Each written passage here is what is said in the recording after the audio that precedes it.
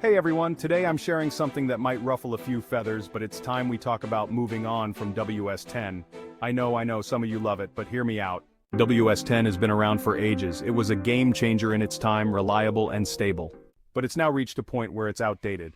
As much as we've loved it, there are newer systems out there that just work better. Trust me, I've been a loyal WS10 user for years, but change is inevitable. You might say, but I use it for everything. My apps run fine, even games work. I get that. But let me tell you, newer versions of software like WS11 are far better optimized for the latest hardware. You can even run all your favorite applications, and the experience will be smoother, faster, and just better. I've tested it myself on an old laptop I picked up for a bargain, about 15,000 rupees. It's a 6-year-old machine, nothing special, but guess what? It's running WS11 like a charm. If that's not proof, I don't know what is. Now, some people think upgrading is a hassle or their old device won't support it. Trust me, that's not true. Even older laptops can handle the upgrade, and you'll be amazed at the difference. Plus, Microsoft keeps releasing updates and patches, making sure everything works just fine. But here's the kicker.